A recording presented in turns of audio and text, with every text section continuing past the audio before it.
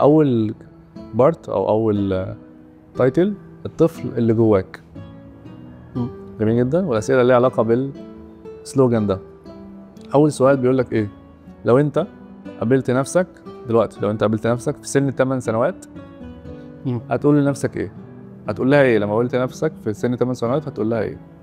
هي ممكن الحاجه اللي انا هقولها لها هتبقى صعبه عليها شويه على اساس 8 سنين ده لسه بدري، بس لو كانت الفكره دي عندي من زمان كنت هواجه حاجات في حياتي اسهل بكتير. كنت هقول لها trust yourself و trust your inner voice. خليك واثق في صوتك اللي من جوه اللي بيقول لك انك هتعرف تعمل ده او انك هتقدر تعمل ده، علشان كتير كانت يا اما الظروف يا اما الناس اللي حوالينا بينصحونا وبيوجهونا، سواء بعلم او بغير علم، بحب او بغيره. ايوه بيقولوا لنا انه في حاجات لا دي مش هتنفع، بس لما بتعملها دي نفعت. اوكي. وكانت حلوه جدا. فكنت هقول لي خليك واثق في نفسك اكتر من كده. ايه اكتر حاجه نفسك كنت تتعلمها زمان محدش علمها لك؟ كان في حاجه وانت صغير كده يا ريتني لو كنت انا علمتها حتى لنفسي، او يعني استفدت ان انا اتعلمها عشان هحتاجها لما اكبر. ايه الحاجه اللي ممكن كنت نفسك تتعلمها؟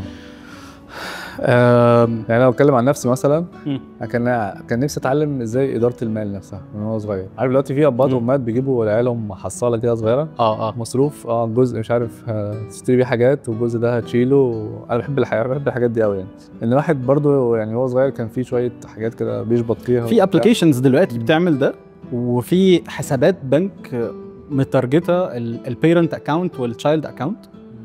الاكاونتس تبقى مربوطه ببعض وبتبقى مربوطه بريورد، اعمل كذا هتاخد كذا، انجح في الامتحان هتاخد كذا. فده دلوقتي الحاجات اللي ريليتد بال الفاينانشال انكلوجن والحاجات دي، ده موجود دلوقتي. وحاجات تانية شبهها اسمها البيرسونال فاينانشال مانجمنت او البي اف ام، احنا بنقولها يعني في الكارير بتاعنا. حاجه كنت هتعلمها او يعني كنت احب ان انا اتعلمها زمان، هي مش حاجه تكنيكال، هي حاجه بيرسونال، حاجه في التعامل مع الناس، حاجه في شخصيتك.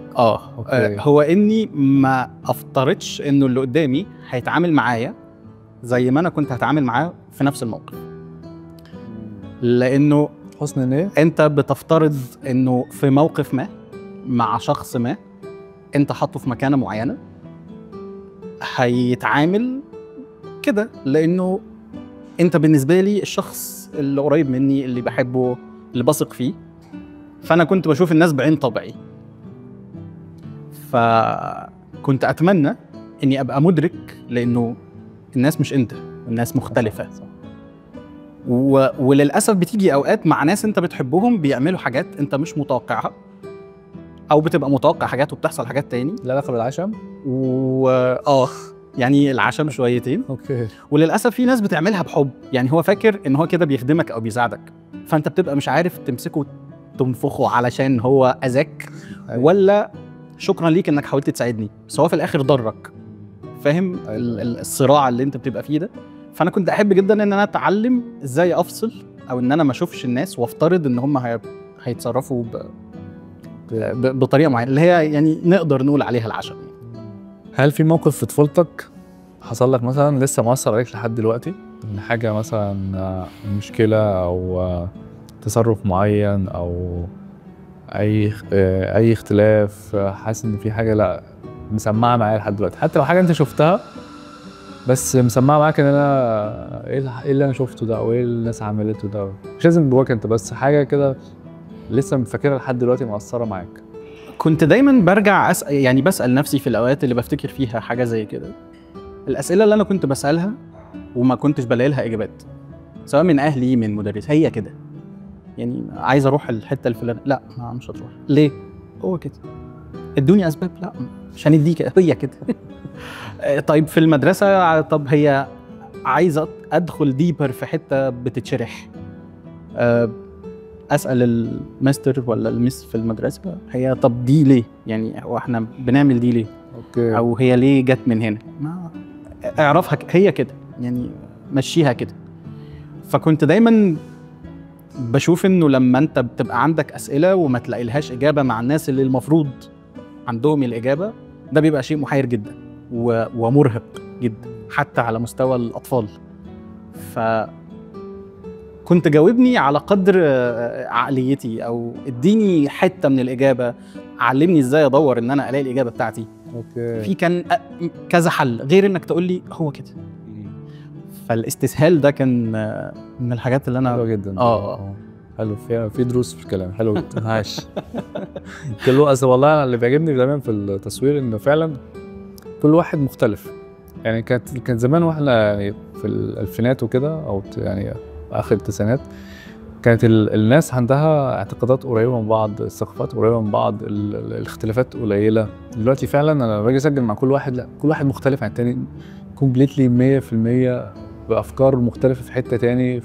ما اعرفش دي حاجه حلوه ولا حاجه وحشه، بس يعني بحس ان هي يعني في جزء مقلق منها وجزء لطيف لحد ما.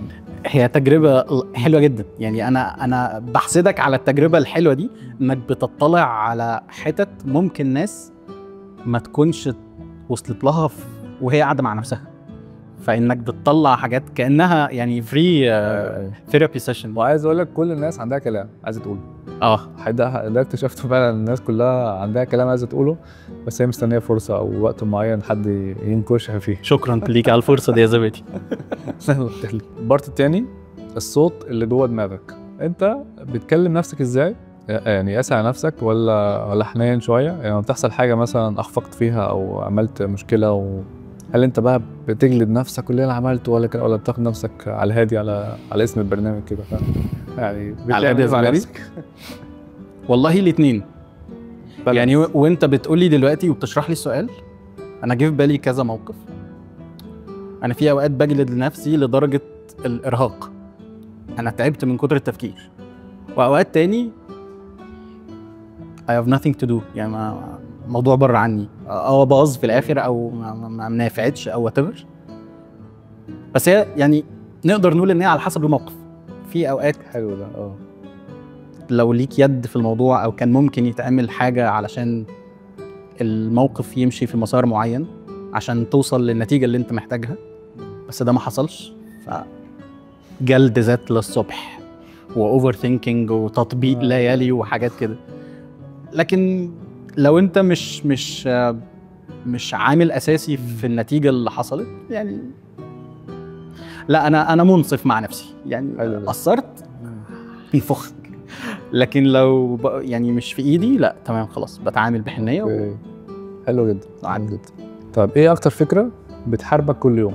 اكيد انت دايما اللي هو الصراع، يعني في حاجه دايما الواحد يوصل لها بس مش عارف، او مشروع بيفكر فيه، او حاجه عايز يتخلص منها، عاده مثلا، او ان هو مقصر في حاجه معينه.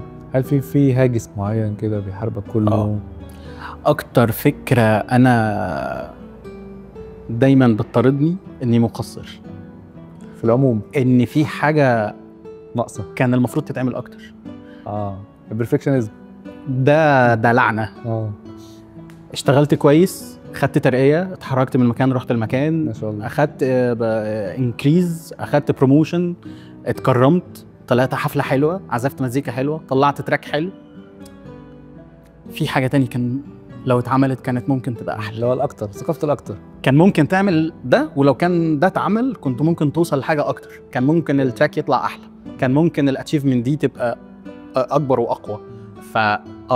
عامل زي احساس الامهات بعيالهم لما بيجي يذاكروا، اللي انا هو في مذاكره بتخلص، انا خلصت هو في مذاكره بتخلص، بيحصل كده، انا خلاص ذاكر تاني، فاهم؟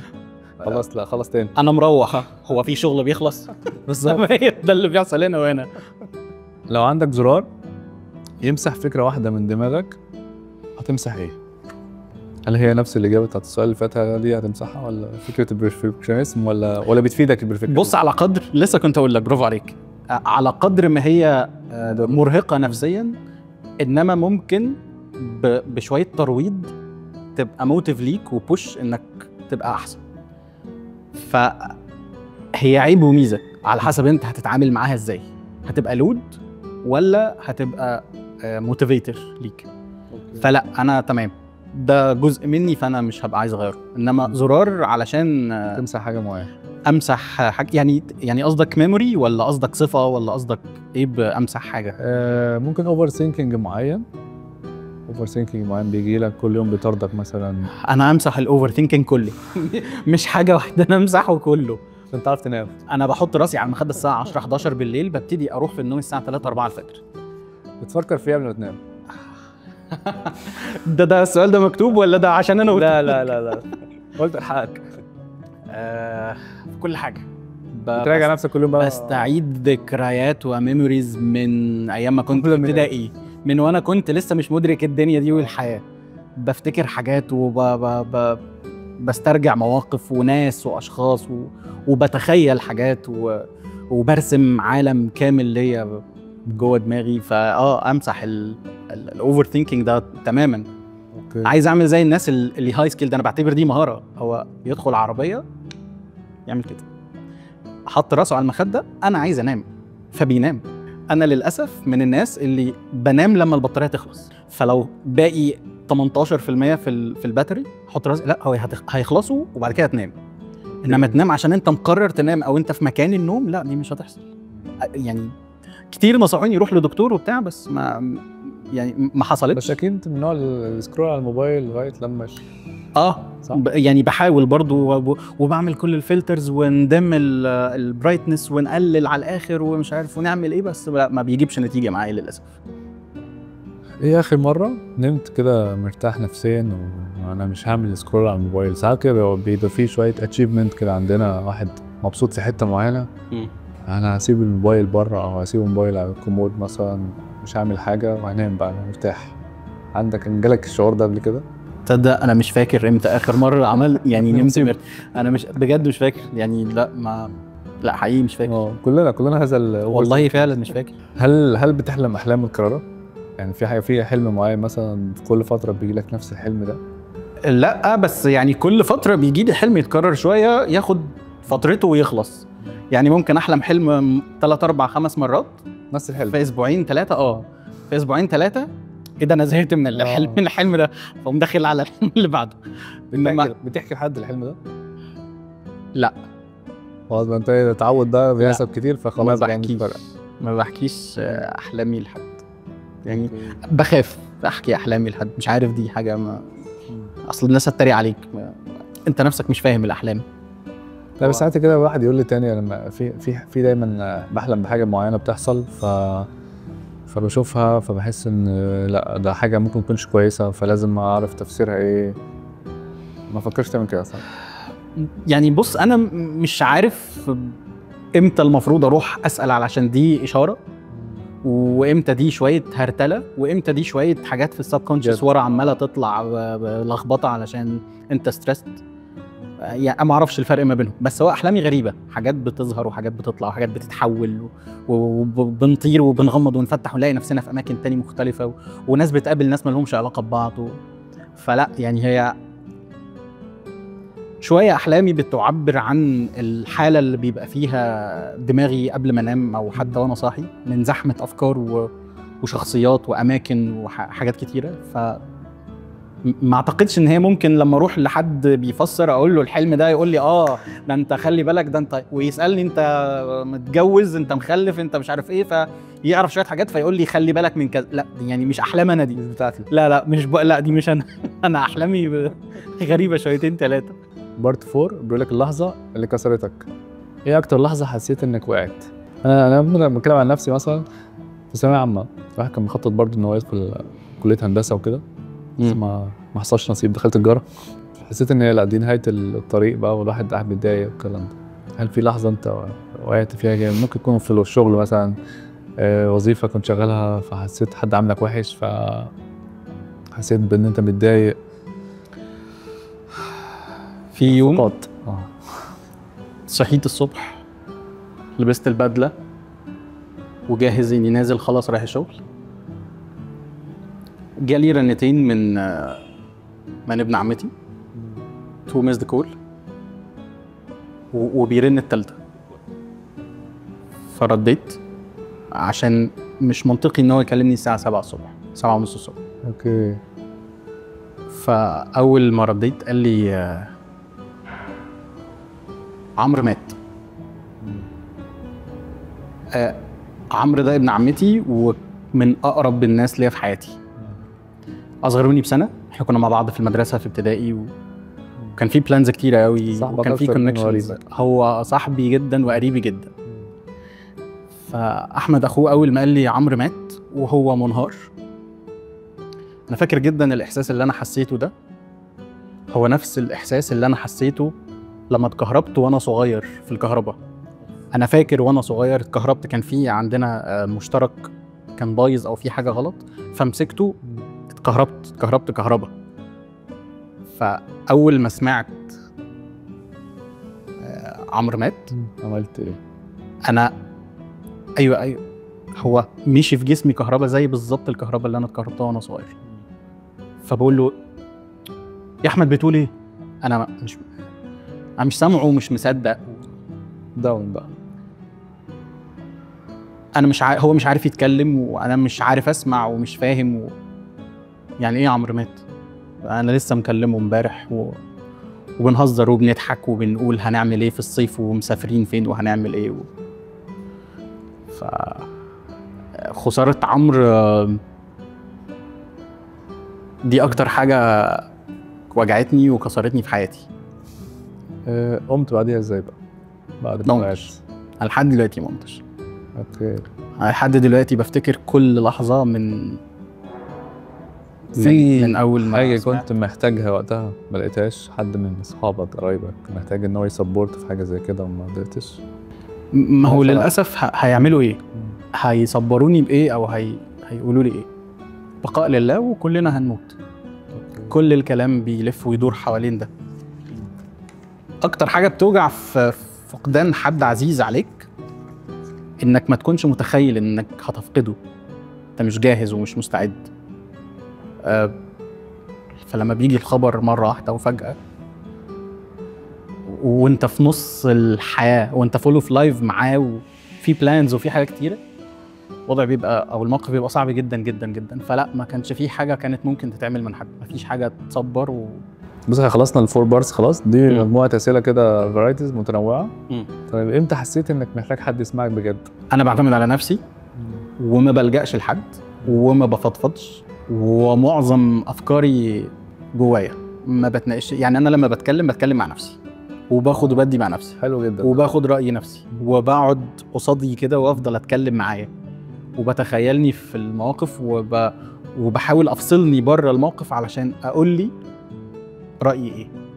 فلا انا مش من عادتي الفضفضه، انا كتوم شويتين ثلاثه وما بحكيش مع حد. فلا ما حسيتش ابدا اني مفتقد اني اتكلم في حاجه مع حد يعني. اوكي احنا خلصنا بجد. انا سعيد ان انت كنت معايا. انا اسعد وسعيد ان انت قبلت الدعوه ان انت تيجي تصور معانا. ده ماي بليجر. ان شاء الله تتكرر. فهنحتاج منك بقى تعمل لنا ريفيو هنا. شور. تكتب كده ريفيو عن الحلقه وانطباعك كده عن الاسئله و يعني رايك ايه في الفكره نفسها، في التصوير، في الافكار، في اكيد الكونسبت نفسه. عايز ثانك يو. فكر عادي، خد وقتك طبعا الحلقه انتهت مع صديقي رشاد. شكرا انت جيت ونورتني وقبلت الدعوه. شكرا ليك يا زبيدي. تعرف تلاقي نفسك انترودكشن للناس. انا عارف كل حاجه طبعا عشان بس هو يقول لكم الكاميرا كان ان شاء الله يطلع معانا في حلقات تانية بعد كده لو فاضي. انا محمد رشاد، صحابي بينادوا لي رشدي. انا بشتغل في الديجيتال بانكينج، في الديجيتال ترانسفورميشن والديجيتال انوفيشن. عندي اكسبيرينس 14 سنه، اشتغلت في كذا بنك واشتغلت في كذا مكان. ميوزيشن، بلعب مزيكا، بغني وبعزف وبلحن وبس. ماشي حلو. لو بقى ممكن نسيب حد يحتاج اي حاجه في الكومنتس، ممكن نبقى نقول لك بقى اسئله في الباكينج او الكلام ده نستفيد منك يعني. شور.